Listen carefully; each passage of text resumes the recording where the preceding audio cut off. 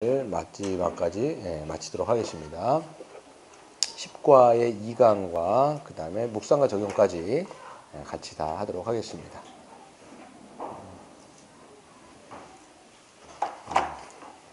페이지가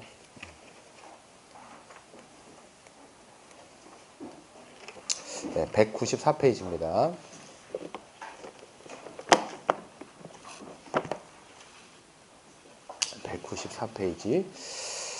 우리가 지난 시간에 이제 교회 잠깐 지난 시간만 좀 상기를 하고 넘어가도록 하겠습니다. 지난 시간에는 우리가 교회의 4대 속성에 대해서 우리가 배웠습니다. 4대 속성은 교회가 교회다우려면 어떤 특징이 있어야 되느냐, 이게 4가지 속성이었고요. 또 교회가 성장하거나 성숙하거나 또 건강해질 때 뚜렷하게 나타나는 4가지의 특징이 뭐냐, 이게 바로 4대의 속성이었습니다. 그래서 교회가 교회다우려면, 또 교회가 건강해지면 나타나는 4가지 속성이었는데, 첫 번째가 뭐였죠? 바로 사도성이었습니다. 그래서 하나님의 말씀이 온전하게 사도적 복음 위에, 그래서 예수님께서 전하신 것을 예수님의 그 복음을 누가 받았냐? 바로 사도들이 받았죠. 사도들이 이제 다 돌아가셔야 되기 때문에 또 그것을 기록하여 신약 성경으로 남겨놨습니다. 그 신학적인 성경, 또 그것을 이제 그냥 읽으면 잘 모르니까 사도들이 이제 사도적 복음, 다시 말해서 이제 믿음의 선배들이 우리가 무엇을 믿어야 되느냐? 그 사도성 위에 믿어야 되기 때문에 그게 바로 뭐 사도신경이라든지 또 사도적인 그런 신앙적인 고백서들을 만들어 놓은 거죠. 뭐 웨스트민스터 신앙 고백서라든지 그다음에 하이델베르크 소유리 문답 같은 데 보면 사도적 복음이 무엇인지를 분명하게 써 놨습니다. 그래서 그 사도성이 기초예요. 사도적 복음을 통해서 교회가 세워진다라고 우리는 알 수 있습니다. 사도성. 그다음에 사도적 복음을 우리가 믿으면 우리가 그리스도 안에서 어떻게 되죠? 하나 되죠. 그걸 바로 우리가 통일성이라고 얘기합니다. 그래서 사도적 복음을 믿어야 돼요. 율법적 복음을 믿는 게 아니라 사도적 복음을 믿으면 우리가 그리스도께서 성령을 보내주시고 그 성령님께서 우리를 그리스도 안에 넣어주신다라는 거죠. 그래서 근데 그리스도 안에 나만 있는 게 아니죠. 너도 있고 나도 있고 우리가 있다라는 거예요. 그래서 그리스도 안에서 하나님께서는 우리를 하나 되게 하셨다라고 이야기하는 것을 통해서 우리가 통일성이라고 이야기를 합니다. 그리고 세 번째, 이 함께 있으면서 우리가 서로 어떻게 합니까? 서로 깊이 사랑하고 또 깊이 섬기면서 그리스도께서 우리를 위해서 십자가에서 죽으셨던 그 십자가의 사랑을 서로를 통해서 이제 흘려가는 거죠. 그것을 통해서 우리는 점점점 자라가게 된다라고 표현도 하고요. 우리가 더욱더 거룩해진다라고 이야기합니다. 즉 예수 그리스도를 어떻게 하는 거예요? 닮아가는 거죠. 그게 바로 뭐였습니까? 세 번째 속성? 바로 거룩성이었어요. 그래서 거룩은 종교적인 행위를 하는 것 이상입니다. 그래서 종교적 행위 그 자체가 아니라 말씀 보는 것, 뭐 기도하는 것, 뭐 전도하는 것, 뭐 헌금하는 것, 이게 끝이 아니에요. 이것을 넘어서 사실 하나님께 받은 은혜가 너무 크기 때문에 그 은혜를 통해서 우리는 그리스도를 닮아가는 거예요. 그래서 예수 그리스도께서 우리를 위해서 보여주신 십자가의 사랑을 점점점 닮아가는 거. 그게 바로 거룩성입니다. 그래서 물어보려면 이렇게 물어보면 돼요. 당신의 신앙이 얼만큼 자라가고 있습니까? 이거는 얼만큼 예수를 닮아가고 있습니까? 다른 말로 해서는 예수만큼 얼만큼 다른 사람들을 위해서, 다른 사람을 위해서 자기를 희생하며 살아갑니까? 이렇게 물어보면 여러분의 신앙이 얼만큼 자라가고 있는지 척도가 나오겠죠. 그리고 마지막으로 보면 우리는 그리스도 안에서 사도성을 믿으면 누구나 차별이 없다. 이게 바로 뭐였습니까?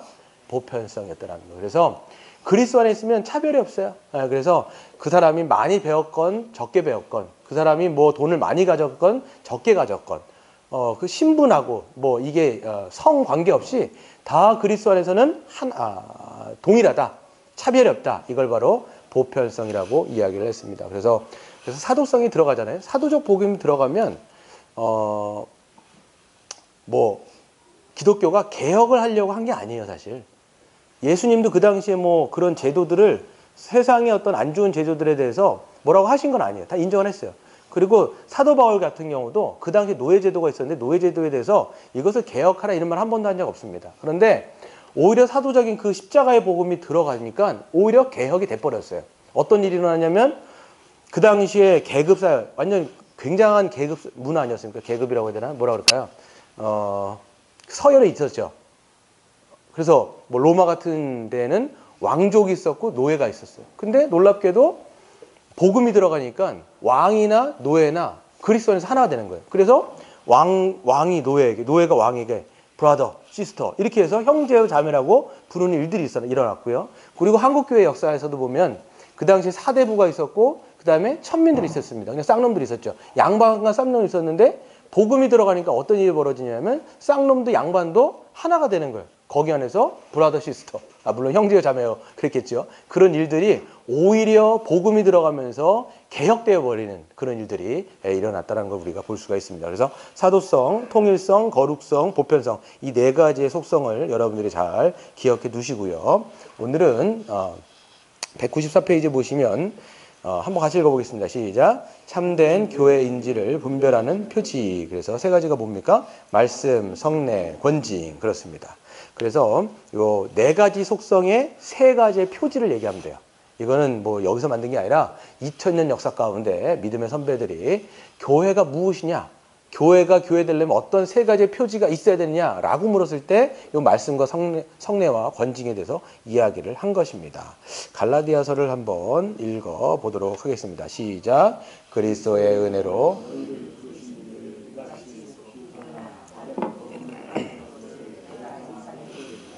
다른 복음은 없나니 다만 어떤 사람들이 너희를 교란하여 그리스도의 복음을 변하게 하려 함이라. 그러나 우리나 혹은 하늘로부터 온 천사라도 우리가 너희에게 전한 복음 외에 다른 복음을 전하는 저주를 받을 것이었다. 우리가 전에 말할거니와 내가 지금 다시 말하노니 만일 누구든지 너희가 받은 것 외에 다른 복음을 전하면 저주를 받을지어다. 아멘. 그랬어요. 그래서 이거는 갈라디아 말씀인데요. 갈라디아 교회에 그 사도 바울이 전했던 복음 외에 다른 복음이 들어왔다는 것 같아요. 사실 다른 복음은 없다가 결론인데 그 당시 어떤 이제 가르침이 들어왔냐면 율법주의적인 가르침이 들어왔습니다. 그래서 사도 바울은 오직 예수 그리스도를 믿으면 너희가 구원을 받고 하나님의 자녀가 된다. 이렇게 얘기했는데 거짓 교사들이 들어가고 뭐라고 얘기했냐면 아니다. 믿음만이 아니라 유대인처럼 너희들이 종교적인 형식을 띄어야 된다. 그래서 뭐냐면 유대인처럼 날과 달과 절기 이런 거 지켜야 된다는 거예요. 유월절도 지켜야 되고 뭐도 지켜야 되고 무슨 다 절기를 지키라는 거 7대 절기가 있잖아요. 유대인들이 지키는 거. 그것뿐만 아니라 할례를 받아야 된다는 거예요. 그래서 할례를 받아야 뭐 보면 이제 구약성경에 보면 할례가 하나님의 언약 백성의 표징 아닙니까? 근데 그거를 받아야 진정한 하나님의 백성이 된다는 거예요. 이런 얘기를 하는 거예요. 그러니까 사도 바울은 오직 믿음. 오직 믿음이에요. 근데 이 사람들은 믿음 플러스 율법의 행위를 얘기하는 거예요. 두 가지를 합쳐야 진짜 백성이 된다. 이렇게 얘기를 하는 거죠. 그랬더니 사도 바울이 걷다 대다가 뭐라고 얘기냐면 근데 갈라디아 사람들이, 갈라디아 교인들이 이제 갈라디아 교회는 이제 사도 바울이 이제 세운 교회인데요. 이제 사도 바울이 지나간 다음에 다른 사람이 와갖고 이렇게 얘기를 한 거죠. 근데 사도 바울이 잘 가르쳤을 거 아니에요? 근데 와갖고 그 사람들이 딱 얘기했는데 따라갔을까요? 안 따라갔을까요? 따라갔어요, 이 사람들이. 그러니까 뭐라고 얘기냐면 어떻게 너희를 부르시는 일을 속히 이렇게 떠나냐. 속히 그렇게 어떻게 이렇게 복음에서 빨리 딴 데로 그렇게 가버리냐. 너무 한심하다 이렇게 얘기를 하는 거예요. 그러니까 내가 이상하게 여긴다 이렇게 하니까 내가 좀 미치겠다 이런 얘기죠. 그러니까 그래서 7절 다른 복음은 없나니 다만 어떤 사람들이 너희를 교란하기 위해서 혼미하게 하기 위해서 그리스도의 변화를 복음을 어떻게 한 거예요? 왜곡시켰다라는 거예요. 지금 참된 복음이 아니라는 거죠. 그런데 만약 우리나 사도들이라도 또 혹은 하늘에서 온 천사라도 우리가 너희에게 그 전했던 그 복음 외에 다른 복음을 전하면 어떻게 된다는 거예요? 저주를 받는 거예요. 네. 이게 엄청난 거죠. 그러니까 우리 시대는요. 지금 우리 시대에는 뭐 날과 달과 절기 지키란 말 해요, 안 해요? 안 합니다.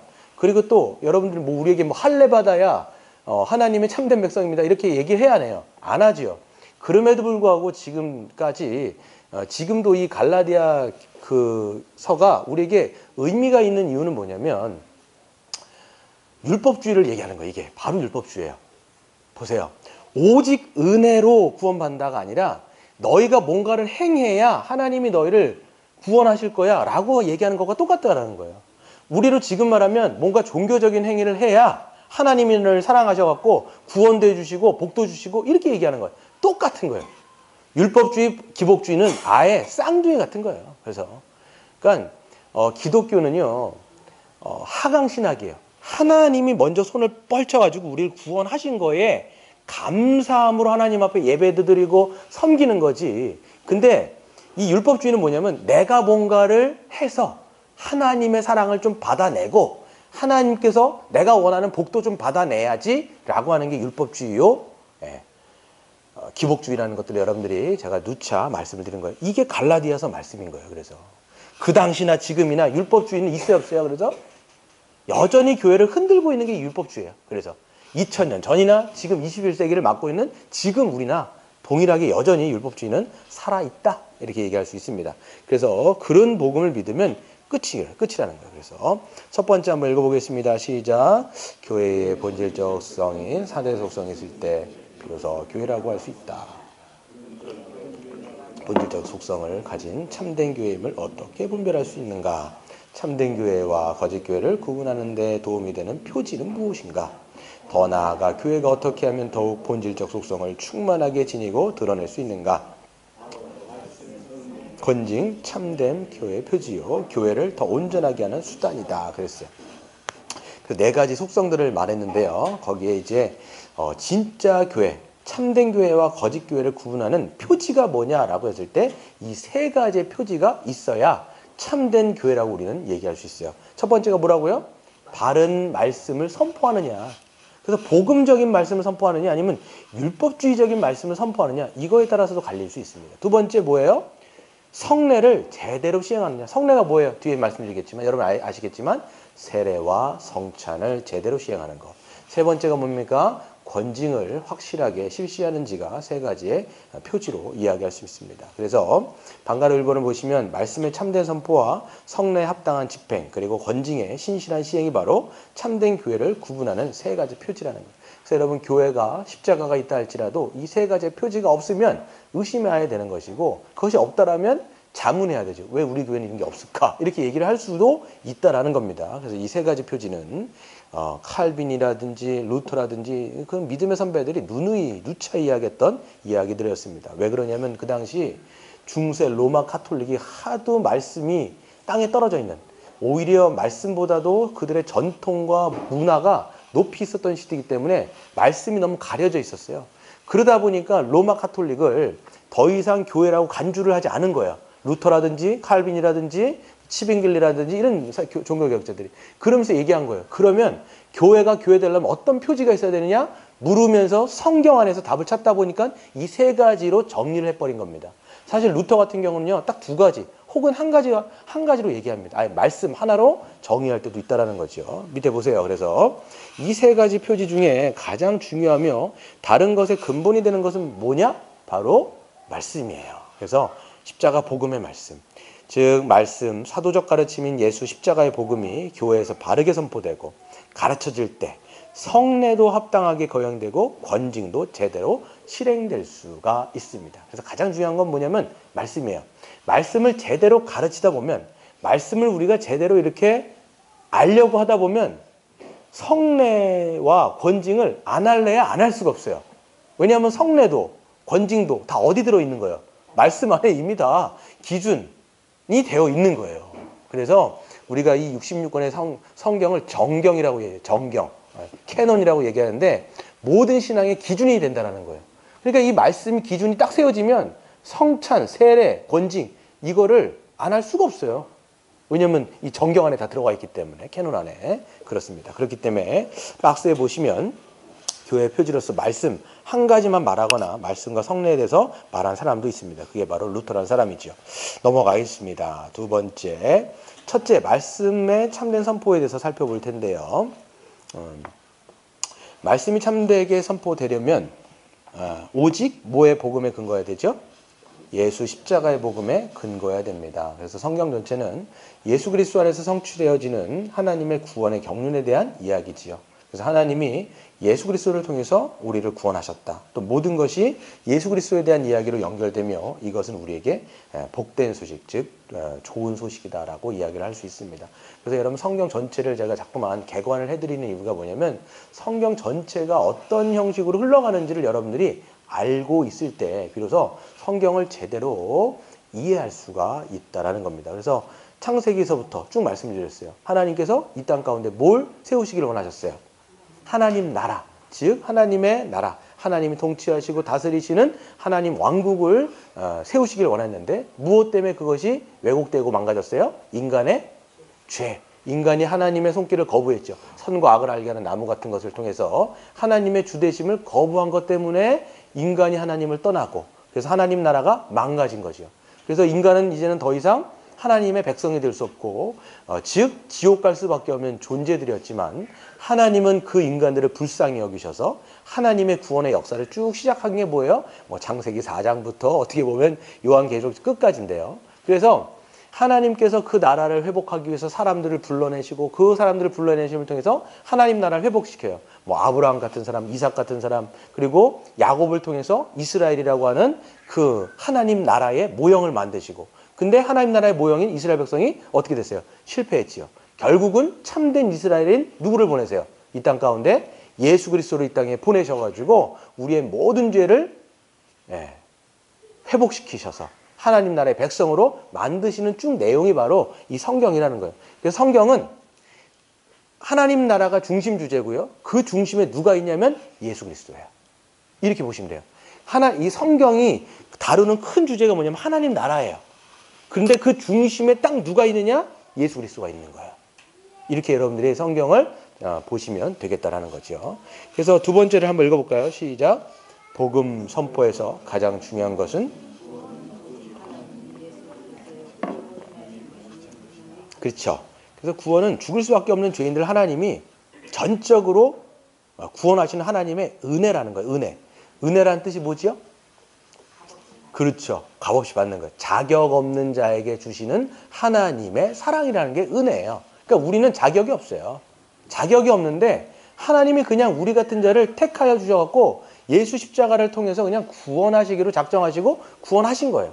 거기에 여러분이 구원받는 데 있어서 즉 하나님의 자녀가 되는 데 있어서 0.001%도 0.00001%라도 여러분이 기여한 게 있을까요? 없을까요?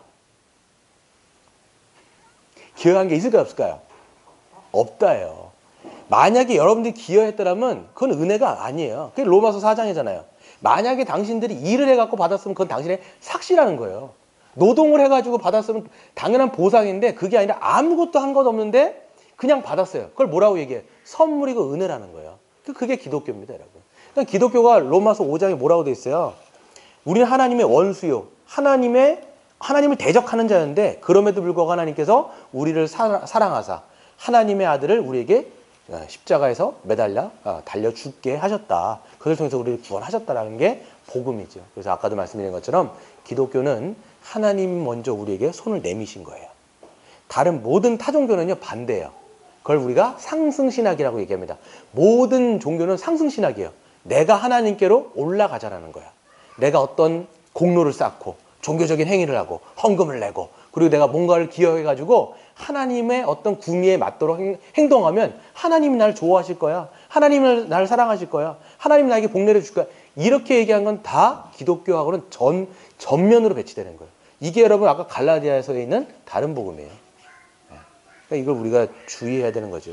그래서 이것을 부정하거나 훼손하면 다 거짓 복음이고 오직 그리스도 외에는 복음이 아니다라는 것들을 우리가 알 수가 있습니다. 세 번째 한번 읽어볼까요? 시작. 또한 이외에도 다음과 같은 그래서 구원받은 이후에도 예수 그리스도의 성취를 의지하여 거룩하게 살아야 하며 그래야만 거룩하게 살 수가 있다는 거죠. 그래서 이거 한마디로 얘기하면 이거예요. 이 얘기를 하려는 건데 구원받고 땡 이렇게 얘기하면 안 된다라는 거예요. 난 구원받았으니까 다른 말로 해서 나는 이제는 딱 믿을 때 천국 갈 티켓은 내가 따놨으니까 이제 나는 함부로 살아야지 이럴 수 있다 없다? 절대 그럴 수 없어요. 예. 그거는 이제 잘못 복음을 알고 있거나 아니면 믿음이 없는 거예요. 우리가 정말 은혜로 구원받았잖아요. 하나님의 값없는 은혜 때문에 우리의 모든 죄가 다 용서되어지고 하나님 앞에 자격 없는 우리가 하나님 앞에 의롭다. 즉 하나님 나라에 들어가기에 조금도 부족하지 않는 그런 자격을 그냥 값없이 얻었어요. 그랬는데 어떻게 우리가 그럼 나는 이제 천국 갔으니까 천국 가는 티켓을 내가 따놨으니까 막 살아야지 이렇게 말할 수 있는 거는 성도는 아니라는 거예요. 오히려 여러분 우리가 하나님 앞에 죄 용서함 받고 의롭다함을 받게 되어지면 어떤 일들이 벌어지냐면 우리 안에 성령이 오세요. 그러니까 성령은 우리 안에서 어떤 일들을 시작하시냐면 하나님이 기뻐하시는 일들을 하려고 우리 안에 열망을 주시고 열정을 주셔가지고 선한 길로 가도록 만드시는 거예요. 그러니까 성령이 있느냐 없느냐 차이는 뭐냐면 성령이 있는 자는 거룩한 길로 자꾸 가고 싶어져요. 자기의 뜻이 아니라 하나님의 뜻이지만 자기도 기뻐하는 마음으로 가지만 성령이 없는 자는 절대 그런 마음을 품지도 못하고 먹을 수 없는 거예요. 그게 성경이 이야기하는 바입니다. 그렇기 때문에 구원받고 땡 이렇게 이야기하는 것은 가짜 복음이다. 지금 이 시대가 자꾸만 잘못 가르치는 경향들이 있고 지독히 하이퍼 칼빈이즘 뭐라고 얘기하냐면 칼빈은 그렇게 얘기하진 않았지만 너무 뭡니까 하나님의 주권 뭐라고 해야 될까요? 극단적인 칼빈이즘 이렇게 얘기할게요. 극단적인 칼빈이즘으로 나가면 이런 거예요. 하나님이 다 하시니까 너 아무것도 안 해도 돼. 이딴 식인 거예요.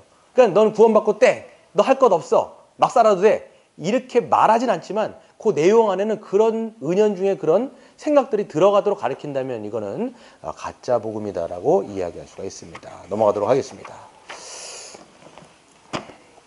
두 번째, 우리 성례에 합당한 집행을 좀 보도록 하겠습니다. 이제 말씀이 가장 중요하고요. 말씀이 이제 그런 복음적인 표지가 있어야 되고요. 두 번째 표징은 뭡니까? 한번 읽어볼까요? 시작. 성례에 합당한 집행입니다. 그래서 성례라고 얘기하는 것은 거룩한 예식입니다. 제가 여러 번 말씀을 드렸겠죠. 여러분에게. 성례는 세례와 성찬 이 두 가지가 있습니다. 세례는 신자가 믿음으로 예수 그리스도와 합하여 함께 죽고 함께 살아난 것을 나타내는 의식이지요. 또한 예수 그리스도의 대속적 죽음으로 우리의 죄를 깨끗이 씻기시고 새롭게 하셨다는 의미의 의식입니다. 그래서 여러분들이 사도적 복음을 믿을 때 정말 참된 복음, 그리스도의 그 복음을 여러분이 진정으로 마음으로 그리스도를 나의 주, 나의 그리스도로 여러분들이 영접을 하게 되어지면 구원받죠. 그 구원받은 것, 즉 구원받은 것을 공적으로 드러내는 의식이 뭐냐면 세례인 거예요. 네, 그렇죠. 그래서 여러분 이 세례가 주는 의미가 여러 가지가 있어요. 첫 번째는 어떤 의미가 있냐면 우리 이제 장로교회는 우리가 이제 장로교 같은 경우는 침례를 주진 않아요. 침례라고 하는 건 물에 들어갔다 나오는 건데 장로교는 그냥 머리에다 뿌립니다. 그건 뭐라고 말씀드렸죠? 머리에다 물을 찍는 건 뭐예요? 약식이죠. 약식인데 그 머리에다 찍는 게 뭐냐면 머리까지 그냥 머리부터 발끝까지 물에 잠긴 것과 똑같은 거예요. 그러니까 침례교단은 지금도 물 안에 들어가잖아요. 이게 뭐냐면 이제는 첫 번째가 나는 그리스도와 함께 어떻게 해요? 내 옛사람은 죽고 그렇죠. 내 옛사람은 죽고 그리스도와 함께 다시 이제는 그 사람이 다시 올라옵니다. 이렇게 넣었다 뺀단 말이에요. 세례라고 하는 게 다시 물 위로 나오는 건 뭐예요? 내가 그리스도와 합하여 새로운 사람으로 내가 다시 살아났습니다라고 하는 게 세례예요.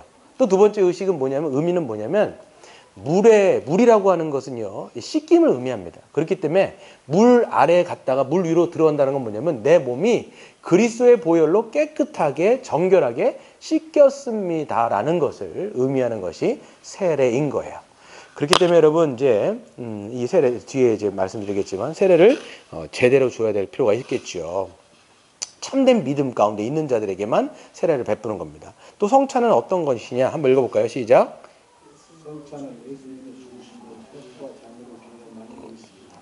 성찬 의식에서 떡이 떼어지고 포도주가 잔을 따라질 때 우리는 예수 그리스도의 살이 찢겨지고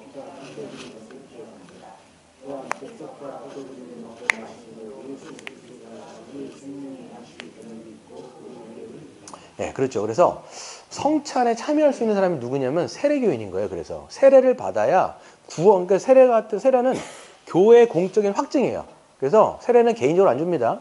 교회가 공적으로 목회자는 모든 성도들, 즉 교인들이 있는 앞에서 이 사람의 믿음을 확증하는 게 세례인 거예요. 그렇기 때문에 세례를 통해서 그 믿음이 확증된 사람이 성찬에 참여하게 되는 거예요. 성찬에 참여할 때 어떻게 합니까? 우리가 뭐 지금 다 약식으로 막 요즘에 교회들은 다 해갖고 이게 떡을 찢죠. 실질적으로 초대교회 같은 데라든지 보면 큰 빵이 있어요. 그 빵을 이제 찢습니다. 찢는 거예요. 이 찢는 건 뭐냐면 예수님의 살에 찢김을 상징하는 거예요. 그리고 포도주를 따릅니다. 이건 뭐예요? 예수 그리스도의 피가 보일이 흘려진 것을 통해서 어떻게 된 거예요? 그것으로 우리가 구원받았구나라는 것들을 세례받은 사람들은 성찬을 통해서 날마다 상고하는 거예요. 그래서 예전 초대교회라든지 종교개혁 때 같은 경우는 매 주일마다 성찬을 그래서 거행한 거예요. 그래서 설교자의 입술을 통해서 선포되어지는 것은 보이지 않는 말씀이라면 이 성찬 같은 것은 보이는 말씀인 거예요. 보이는 복음인 거예요. 눈으로 보고 아 내가 이래서 구원받았구나. 그리고 함께 먹는 사람, 이 사람들이 내 형제요 자매구나라는 것들을 기억하며 했던 것이 성찬이었던 것이지요. 그래서 두 번째 한번 읽어볼까요? 시작. 성례는 말씀의 유형적인 전파다. 하나님의 말씀 전파에 의해서 예수 십자가의 복음과 하나님의 은혜가 선명하게 드러난 후 이 성례는 보이는 말씀으로 그 의미를 드러낸다. 네, 지금 말씀드린 거예요. 그래서 십자가의 복음을 말로 전하는 것은 보이지 않는 말씀이라면 성찬은 보이는 말씀이에요. 예수님이요, 우리의 신앙을 위해서 굉장히 뭐라 그럴까요? 그 교육, 시청각 교육을 시켜주신 거예요. 듣는 것도 중요하지만 우리로 하여금 보이는 말씀을 통해서 우리가 어떻게 구원받았는지를 자꾸만 상고하게 하고 기억나게 만드신 겁니다. 그래서 교회는 이거를 이제 매주 사실 하는 것이 되게 좋습니다. 좋어요. 그래서 보세요. 성찬을 할 때 여러분 눈으로 보지요. 예수님의 피가 흘려진 것, 그 다음에 예수님의 살이 찢겨진 것을 시청각으로 봐요. 그리고 여러분 어떻게 하세요? 그걸 보기만 합니까? 또 어떻게 하세요? 먹지요. 먹고 마신단 말이에요. 이 먹고 마신다고 하는 것은 미각이에요. 여러분 미각이라고 하는 것은 굉장히 좀 다른 오감하고 다른 감각하고는 좀 차이가 있어요. 다른 것들은 몸 밖에 있는 거예요. 근데 이 미각이라고 하는 것은 자기 몸 안으로 들어와 갖고 보세요. 떡이 혀에서 녹아서 들어가지요.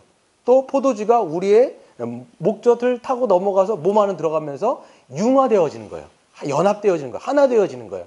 이것처럼 우리가 예수 그리스도의 피와 그 살을 상징하는 떡과 잔을 먹고 마심을 통해서 내가 그리스도 안에 연합되어 있다는 것들을 기억하게 미각으로 하신 거예요. 지금 보면 시각, 듣고, 청각, 시각, 미각 이게 다 여러분 연합되어 있어서 뭘 하는 거냐? 성찬을 통해서 기억하라는 거예요. 우리가 어떻게 구원받았는지, 어떻게 하나님의 자녀가 되었는지, 어떤 은혜를 하나님이 베풀어 주셨는지. 그래서 여러분들 성찬은 굉장히 중요한 말씀입니다. 중요한 겁니다. 그래서 밑에 보시면 세례를 통해서 복음을 믿을 때 어떤 일이 일어나는지를 보여주었다. 믿음의 내용이 보일 수 있도록 예증되었어요. 그래서 어떤 사람이 믿음으로 그리스도 안에서 교회가 된 것은 눈에 보이지 않습니다. 그러나 세례는 이 눈에 보이지 않는 믿음과 교회됨을 눈에 보이게 하는 의식인 것이지요. 그래서 세례는 교회 공동체의 회원이라는 표지이기도 합니다. 그래서 세례를 제대로 줘야 되고 또 세례받은 이들이 성찬에 참여하는 겁니다. 아까 말씀드린 것처럼 성찬은 우리가 죄 씻음 받았다라는 복음을 의식하는 표하는 이제 보이는 말씀이다라고 얘기할 수 있죠. 세 번째 한번 읽어보겠습니다. 시작. 예수 십자가 복음에 근거하여. 그렇죠. 그래서 세례와 성찬은 십자가 복음에 근거하기 때문에 오직 참된 믿음을 가진 자만이 그것에 참여하는 것이 합당합니다. 그래서 먼저는 복음을 전하는 사역자가 그 말씀을 참되게 선포하여 성례를 거행하는 것이 굉장히 중요한 거예요. 그래서 목회자는 말씀을 제대로 가르쳐야 되고 말씀에 합당하도록 성례도 거행하는 것이 중요하겠죠. 그래서 세례는 오직 예수 십자가의 복음을 듣고 참되게 믿었다라고 하는 것을 치리회, 이거 누구냐면 당회를 얘기합니다. 치리회가 인정하는 사람만 받을 수가 있어요. 좀 이따가 이제 적용편에서 나오겠지만 이 세례가 잠깐 무너지고 있는 게 이 한국교회 실정입니다. 그래서 세례가 잠깐 어떻게 무너지냐면 세례를 함부로 남발을 해버리는 거예요. 이 사람이 정말 믿지도 않는데, 아니 믿었다고 보기도 어려운데 사람들은 세례를 어떻게 주냐면 홍보는 좀 그렇지만 전도용으로 자꾸 줘요. 전도. 왜 그러냐면 이 사람에게 세례를 베풀면 우리 교회에 정착할 거다라고 하면서 전도용으로 줘버리는 거예요. 여러분 세례는 전도용이에요? 전도용이 아니에요? 전도용이 아닌 거예요. 확실하게 믿음을 고백한 자. 그래서 너는 그리스도인이라고 하는 것이 그리스도인이라는 것이 확증된 자에게 교회는 분별해갖고 잘 줘야 돼요. 네. 세례가 무너지면 여러분 세례가 무너지면 뭐가 무너지게 돼 있어요. 그렇기 때문에 성찬이 자동적으로 무너지는 거예요. 왜 그러면 세례 안에서 세례를 통해서 이거를 분별해 갖고 그러니까 하나님의 약물이 안으로 들어오는 첫 단계가 첫문이 뭐냐면 세례인데 이거를 마구 열어버리니까 가라지도 들어오고 막 들어오는 거예요. 막 들어오는 거예요. 막 들어오는 거예요. 왜 세례를 함부로 베풀었으니까. 네. 그러니까 성찬도 어떻게 돼요? 망가질 수밖에 없는 거예요. 왜 성찬은 세례받은 교인이 받잖아요. 근데 성찬을 받으십시오 그러면 우르르 다 나가갖고 막 먹는데 거기엔 참된 믿음이 없는 사람도 막 먹어요. 뭔지도 모르고 막 주워 먹어. 막 주워 먹어. 그냥 뭐 애들이 달라고 하면 막 줘버려. 그러니까 이게 세례와 성찬이 연결되기 때문에 한 가지가 망가지면 다 망가지는 시스템이라는 거예요. 이게 나중에 보시겠지만 뒤에 나와 있네요. 그래서 성찬은 세례받는 거고요. 그래서 성례를 우습게 생각하거나 함부로 집행할 때는 큰 어려움을 겪습니다. 고린도전서가 있는데요. 이게 세례에 관한 말씀 우리가 늘상 읽는 건데 여러분 제대로 한번 보세요. 뭐라고 되어 있는지 한번 같이 읽어볼까요? 시작. 그러므로 누구든지 주의 떡이나 잔을 합당하지 않게 먹고 마시는 자는 주의 몸과 피에 대하여 죄를 짓는 것이니라. 예, 보세요. 합당하지 않게 먹고 마시는 자 이렇게 얘기했을 때 이게 뭐냐면 믿음도 없이 먹고 마시는 자 이렇게 얘기하는 거예요. 그리스도를 내가 나의 구주, 나의 하나님으로 믿지도 않는데 혹은 내 옆에 있는 이 성도들을 내 형제요 자매로 받지 않는데 그러니까 믿음은 두 가지예요. 내가 그리스도로 말미암아 하나님과 연합됐다라는 그 수직적인 연합과 수평적인 이 사람이 내 형제라는 걸 믿는 사람이 참된 믿음이 있는 거예요.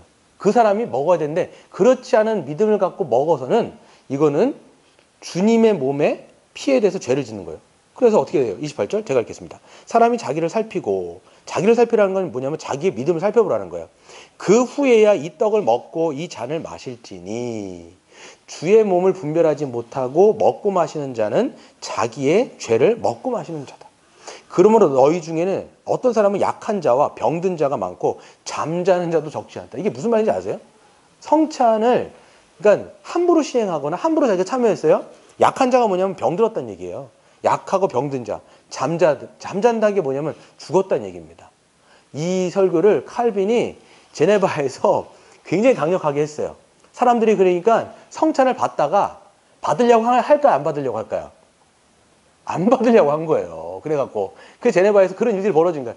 이 얘기를 정확하게 이제 이 말씀이 굉장히 무게가 있는 말씀이니까 칼빈도 자기가 목회자로서 목회자의 양심에 따라서 막 주기 어려운 거예요. 왜냐하면 그 책임이 또 누구에게 있냐면 실질적으로 1차적인 책임은 목회자에게 있다라는 거예요. 그럼 목회자인 칼빈이 뭐 쉽겠습니까? 무게를 가지고 얘기했더니 성도들이 그 다음부터는 잘 안 받으려고 하는 거예요. 네. 그러니까 여러분 우리는 뭐 지금 시대에 좀 생각해 본다면 이걸 무게 있게 좀 생각을 해야 돼요. 교회는 특별히 목회자, 성도인 여러분도 마찬가지로 우리의 믿음을 점검하고 받을 필요가 있는 거죠. 그래서 세례가 망가져 있는 이 시대에 그래서 저희가 교회에서 하고 있는 게 뭐냐면 정회원 교육을 자꾸 하는 거예요. 정회원이 되는 사람들만 이 성찬에 참여하게 하는 이유가 여기 있다라는 거예요. 세례가 원래는 여러분 세례를 통해서 다 점검이 돼야 되는데 한국 교회가 자꾸만 세례가 잠깐 무너지다 보니까 다른 시스템을 잠깐 갖고 오는 거예요 지금. 그렇잖아요. 그래서 점검하게 하고 그래서 참된 믿음 있는 사람들만 성찬에 참여하게 만드는 것이 바로 지금 저희 교회가 하고 있는 정의원 제도라고 이야기할 수가 있습니다. 그거는 사실 제가 살려고 하는 거고 여러분도 살려고 하는 거예요. 네. 함부로 제가 줘보세요. 그 책임 누가 있겠어요? 잠자는 자나 약한 자나 병든 자나 병들면 어떡하려고요 제가. 그렇지 않습니까? 오래 건강하게 살아야죠. 그래서 넘어가도록 하겠습니다. 198페이지에 보시면 세 번째 한번 읽어볼까요? 시작. 권징의 신실한 실행입니다. 그래서 권징은 하나님의 말씀에 근거해야 되고요. 말씀에 이건 이미 권징은 국어에서 여러분 이미 다뤘습니다. 그래서 말씀에 참된 선포가 있을 때 그 말씀에 근거하여 교회의 영광을 보호하기 위해서 행해지는 거예요. 여러분 죄가 누룩같이 교회 안에 들어오게 되어지면 누룩이에요. 퍼집니다.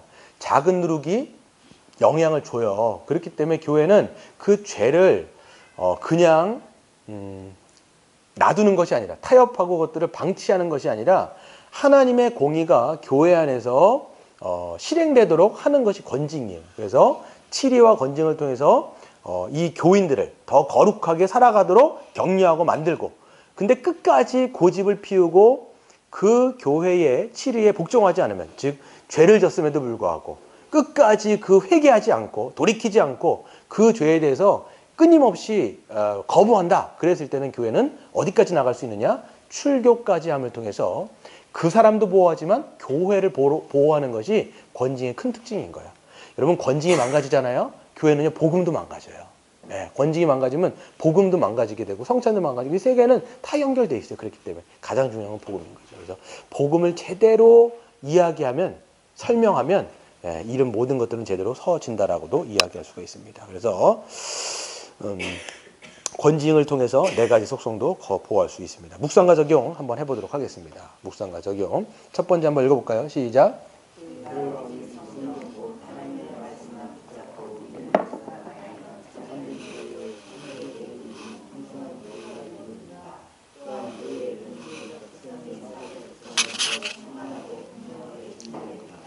이것이 교회의 성장이고 성숙이며 부흥이다.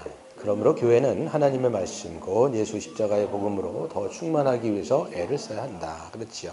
그래서 말씀을 붙들고 믿음으로 살아간다면 참된 교회가 될 수 있습니다. 그래서 또한 교회의 본질적인 특성, 아까 네 가지 속성, 그 사도성, 통일성, 거룩성, 보편성, 이것들을 더욱더 분명하게 뚜렷한 특징들을 갖게 돼요. 건강해지기 때문에. 몸이 건강하면 몸이 건강하다는 특징들이 있는 것처럼 교회도 마찬가지입니다. 그래서 이것이 교회의 성장이고 성숙과 부흥이라고 우리는 얘기할 수가 있는 것이죠. 그래서 방가로를 보시면, 그런데 성경 말씀을 전한다라고 하면서, 그렇죠, 뭐 교회에서 성경 말씀 안 전하는 데가 어디 있겠습니까? 성경으로 다 하죠. 여러분, 하나님의 교회도 신천지도 다 여러분 성경 갖고 하는 거죠. 그래서 복음적이지 않은 경우가 더러 있습니다. 성경 말씀을 전하거나 가르칠 때 복음인지 율법인지를 잘 분별해야 돼요. 제가 예전에 전도사 때 저는 컴퓨터에다가 이렇게 타이핑을 치지 않습니까? 나중에 몇 년 지나가지고 이게 제가 읽어봤어요. 아이들한테 설교했던 내용들을 봤는데 복음이 아닌 거예요. 다 보니까 거의 율법적인 거예요. 제가 이게 전해놓고 나중에 보니까. 그때 사실 저 몰랐죠. 왜냐면 공부도 덜 돼 있고 신학적인 어떤 훈련도 안 돼 있으니까 저는 전한다라고 얘기했지만 대부분 율법인 거예요. 이게 율법주의적인 거죠. 뭐 아이들한테 이렇게 전했더라고 보니까 이렇게 누구 부모님 말 물론 잘 들어야 되지만 뭐 잘해야 되고 뭐 잘해야 되고 뭐 잘하면 하나님께서 너희들을 이뻐하실 거다. 뭐 사랑하실 거다. 이런 방식으로 자꾸만 가르치는 거야. 이게 이제 하나님에 대한 왜곡이거든요. 사실 이제 앞에 서 있는 사람들은 약간 좀 자기의 생각과 하나님의 생각을 좀 혼동을 시키는 경우가 있어요. 뭐 예를 들면 이런 거죠. 주일학교 교사가 아니면 주일학교 전도사들이 얘기할 수 있는 거예요. 여러분 뭡니까? 이런 거 있죠. 여러분 지각하면 하나님 싫어하세요. 이렇게 만약에 얘기한다고 쳐보세요. 지각하면 하나님 싫어하실까요? 어떠세요? 자기가 싫은 걸까요? 하나님이 싫어하시는 걸까요? 자기가 싫은 거예요. 사실 말해서. 여러분, 하나님은요, 물론 지각하면 안 되죠. 지각하면 안 되는데, 이제 아이들을 잘, 어떻게 보면 이제 매니플레이트, 이게 뭡니까? 이게 다 조종하려면 뭔가 잠깐만 이렇게 해야 되는 거예요. 컨트롤 해야 되는 거죠. 그러다 보면 자기 생각과 하나님의 생각을 자꾸 혼용하는 거예요. 하나님은 어떤 분이시냐? 우리가 아직 죄인 되었을 때. 그렇잖아요. 우리가 아직 죄인 되었을 때. 우리가 정말 하나님의 원수 되었을 때조차도 하나님은 우리를 사랑하셔서 자기의 아들을 주기까지 우리를 사랑하셨다고 얘기하는데, 지각하면 하나님 싫어하실 거예요? 뭐 하나면 하나님 싫어하실 거예요? 이래야 하나님 기뻐하실 거예요? 이게 잠깐만 인간적인 사상과 인간적인 철학을 잠깐만 가미하다 보니까 이건 복음이 아니라는 거죠. 네, 실질적으로 저가 그랬어요. 저도 보니까 전도사실 할 때 대부분 그렇게 얘기를 많이 했더라고요. 그러니까 목회자들이 신학적인 훈련이 안 돼 있으면 목회자들도 자기가 말하면서도 복음과 율법을 헷갈려 버려요. 네, 이럴 수 있습니다. 그래서 우리는 우리의 경건하거나 선한 행위로 하나님과의 관계를 개선할 수 없어요. 하나님의 복을 더 받아낼 수도 없습니다. 하나님은 그리스도 안에서 모든 신령한 복을 이미 다 주셨다. 에베소서 1장 3절에 보시면 하나님께서 하늘에 속한 모든 신령한 복을 그리스도 안에서 너희들에게 다 주셨다라고 과거형으로 끝나버려요. 네, 그렇기 때문에 이 복음은 우리의 형편과 상황에 상관없이 하나님이 우리를 죄인 돼서 사랑하셨다. 그리고 구원하셨다. 이 얘기예요. 얘기를 할 수 있죠. 그러니까 어떤 분들 또 이렇게 얘기하는 분들이 있어요. 믿음으로 구원받고 열심히 해서 복받자. 말이 되는 거예요? 안 되는 거예요? 믿음으로 복받고, 믿음으로 구원받고 열심히 해서 복받자. 이거 여러분 복음일까요? 다른 복음일까요? 어떤 것 같아요? 다른 복음이에요. 예. 우리는 믿음에서 시작해서 믿음으로 끝나는 거예요.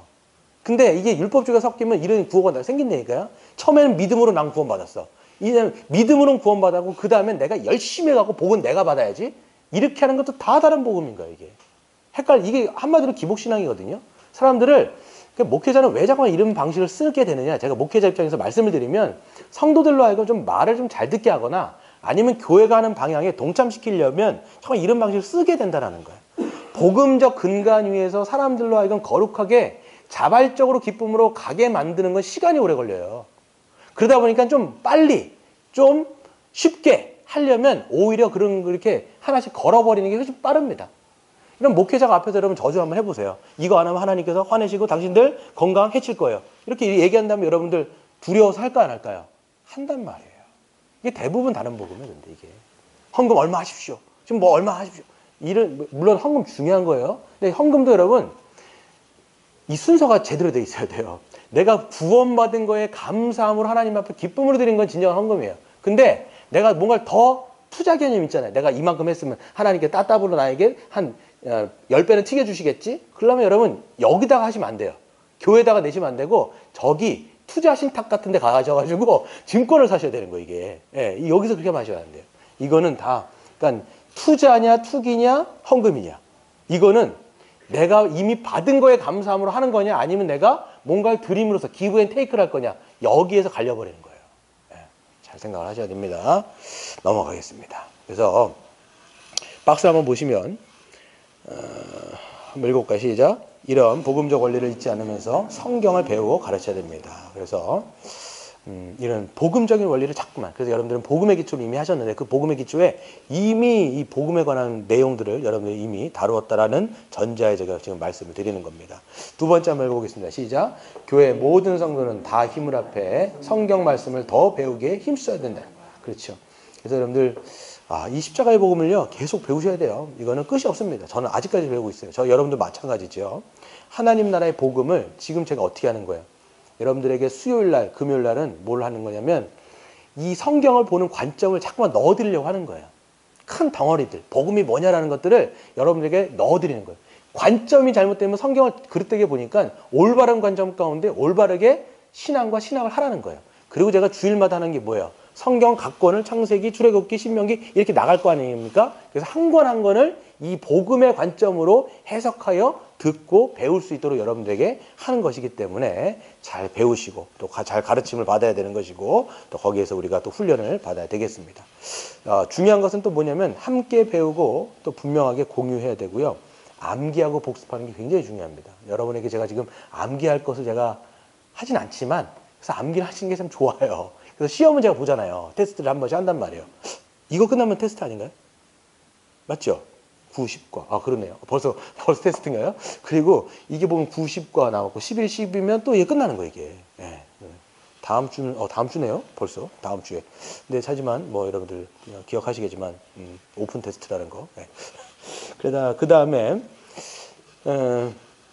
공적으로 성경을 가르치는 시간에 모든 성도가 함께 배우고 한마음 한뜻이 되도록 노력을 해야 되겠죠. 초대교회에서는 이제 가르침에 힘썼다라는 것들을 여러분이 알고 있습니다. 그래서 4가지 가르침에 힘썼다. 뭐였죠? 사도적 가르침에 힘쓰고 또 교제하기를 힘쓰고 떡을 떼기 힘썼고 그 다음에 오로지 기도하기에 힘썼다. 이렇게 말씀하면서 하고 있습니다. 그래서 세 번째 보시면 복음이 거룩한 삶의 기초가 되어야 돼요. 그래서 여러분 거룩한 삶이라고 하는 것. 거룩하게 살아가고 싶은데 안 돼. 뭐 이게 아니라 여러분 복음을 배우면서 그러니까 여러분 율법주의적인 거룩한 삶이 있고요. 근데 이건 거룩한 뭡니까 이제 거룩한 모양이라고 얘기할 수 있어요. 그래서 율법에 근거해서 신앙생활을 하느냐 복음에 근거해서 신앙생활을 하느냐라고 할 때 율법에 근거하면 이거는 복음의 모양으로 가요. 그러니까 거룩의 모양으로 가게 돼 있어요. 이거는. 왜냐하면 이거는 계속 하나님 앞에 종교 행위를 하다 보니까 하나님 앞에서 보이는 거, 딴 사람들 앞에서 자꾸만 보이려고 신앙생활해요. 이거는 대부분 경건의 모양, 디모데전서 3장에서 그렇게 경계하는 경건의 모양으로 갑니다. 하지만 복음의 근간에 있을 때 이 거룩은 참된 거룩의 능력으로 가는 거예요. 그래서 어디에 뿌리를 두고 신앙생활을 하냐에 따라서 완전히 신앙의 색깔이 완전 달라져요. 경건의 모양이냐? 경건의 능력이냐? 어디로 가야 될까요? 경건의 능력이죠. 그럼 복음에 여러분들이 안착을 있어야 된다는 것입니다. 두 번째, 한번 읽어보겠습니다. 시작. 교회의 본질적 승성인. 그래서 충만하도록 4대 속성이 충만하도록 노력해야 되는데, 첫 번째는 십자가의 복음이 잘 나타나야 되고요. 두 번째, 성령이 하나 되게 하신 것을 힘써 지켜서 교회의 통일성을 더욱 견고히 해야 되겠습니다. 넘어가시면, 그래서 말씀을 제대로 배우고 뿐만 아니라 사도적 복음 위에 하나됨을 점점점 우리가 하나 되게 하신 것을 힘써 지켜야 되는데, 200페이지에 보시면 한 몸 된 지체를 뒤에서 험담하고 비방하여 명예를 상실하게 하거나 참된 교제와 하나됨을 갖지 못하게 하는 것은 그리스도의 몸을 찢는 큰 죄라는 걸 여러분 아셔야 돼요. 그래서 4대 속성 중에 통일성은 하나됨이죠. 하나됨을 힘써 지키려면 먼저 어떻게 되냐면 말로, 그리고 이런 거 이렇게 하나됨을 자꾸만 깨고 분열짓고 하는 것들을 우리가 좀 경계하셔야 돼요. 내 마음에 품고 있는 미움이라든지 분노라든지 또 어떤 시기하는 마음, 질투하는 마음, 이런 것들이 있으면 자꾸만 험담하게 되고 모함하게 되고 수근수근하게 하고. 근데 자꾸만 교회에서 보면요, 이런 거는 뭐 있어도 괜찮다라고 자꾸만 생각하시는데, 이거는 성경에서 작은 문제를 얘기하지 않아요. 뭐예요? 큰 문제라는 거예요. 네. 뭐 보면 교회는 자꾸 말 때문에 망한다고 얘기하잖아요. 사람들의 생각은 어떤 인식이 있냐면 그 정도 얘기하는 거, 사람이 사는 데인데 다 그럴 수 있지라고 여기는 그릇된 생각에서 약간 비롯되는 거예요. 성경은 이거를 굉장히 중죄라고 얘기합니다. 뭐라고까지 얘기하냐면 너희는 어찌 그리스도의 몸을 나누느냐 이렇게 얘기하는 거예요. 하나 되면 자꾸 찢으면. 그래서 말로 비방하는 거 큰 거라고 생각하셔야 돼요. 세 번째 한번 읽어볼까요? 시작. 교회 안에 누구도 차별받지 않도록 세심하게 주의하자. 그래서 이건 보편성이겠죠. 그래서 우리를 분열하게 하거나 어떤 특정한 사람들을 차별하게 하는 것은 모든 죄의 산물입니다. 지역 차이, 전라도, 경상도 뭐 이런 지역 차이, 아니면 가진 부의 차이 얼마냐, 그리고 문화와 지식의 차이, 정치적 견해 차이, 이 모든 것으로 인해서 분열되거나 차별받지 않도록 조심해야 되겠죠.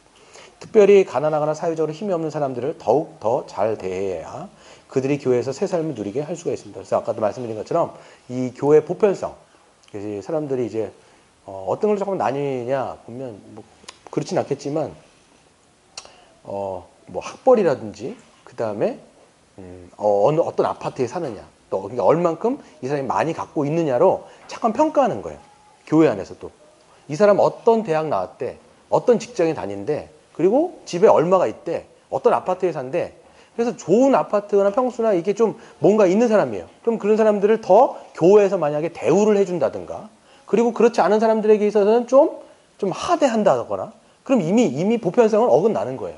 그게 여러분 야고보서에 보면 아예 적나라하게 나와 있습니다. 뭐라고 되어 있냐면 그 2장에 보면 이렇게 돼 있어요. 주얼리를 막 주렁주렁하고 어떤 여자가 왔어요. 어떤 사람이 왔어요. 그랬더니 교회에서 뭐라고 얘기하면 어서 오십시오. 딱 얘기하면서 이 좋은 자리에 앉으세요. 이렇게 얘기하는 거예요.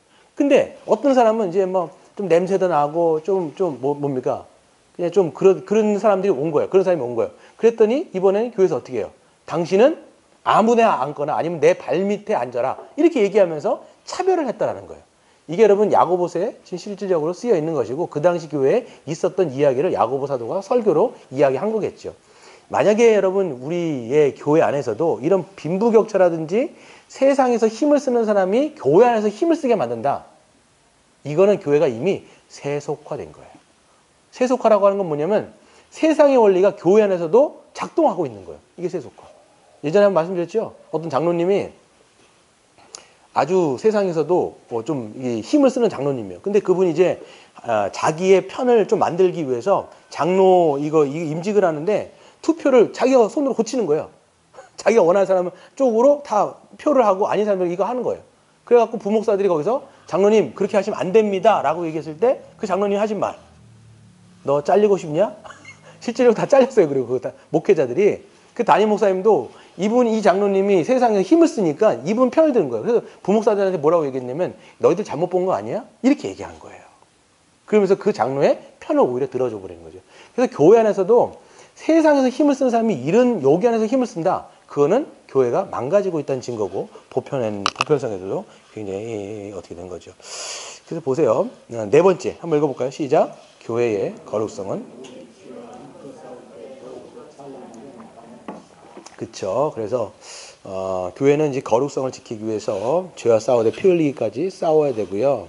죄에 대해서 권징을 반드시 실행해야 됩니다. 그래야 교회의 거룩성을 확보할 수가 있습니다. 죄를 범하여도 책망하지 않거나 벌하지 않는다면 어떻게 여러분 거룩하다라고 이야기할 수 있겠어요. 근데 요즘 시대에는 이 권징이 제대로 이루어지지 않죠. 그래서 교회 안에 버젓이 죄가 죄임으로 드러났음에도 불구하고 사람들은 쉬쉬하게 얘기해요. 그냥 은혜로 넘어가자, 덮자. 이거 괜히 얘기하다가 괜히 이제 더 큰 분란만 생기니까 그냥 덮고 넘어가자라고 하는 형식으로 자꾸만 이 일들이 벌어지는 거예요. 그래서 교회 안에 뭐 성적인 스캔들이라든지 뭐 이런 일들이 벌어졌음에도 불구하고 이걸 그냥 넘어가 버린 거야. 덮어두고 넘어가는 거야. 그러니까 우리가 말할 때 은혜로 가자라고 할 때 그 은혜로 넘어가자라고 얘기할 때 어떤 뉘앙스냐면 그냥 덮고 지나가자. 약간 이런 뉘앙스가 있어요. 근데 그렇지 않습니다, 여러분. 마지막 세 번째 한번 읽어볼까요? 시작. 심각하다고 하지 않을 수 없다. 긴급하게 교회의 표지를 회복해야 할 것이다. 그랬어요. 오늘 했던 거지요. 그래서 이거를 간단하게만 좀 짚고 넘어갈 텐데, 첫 번째 이제 말씀을 제대로 선포하는 것이고요. 또 두 번째 201페이지에 세례와 성찬을 합당하게 집행하기 위해서 몇 가지 개선할 필요가 있는데요. 첫 번째가 201페이지에 하이픈 보세요. 여러분 그 세례를 몇 살 때 받을 수 있을까요?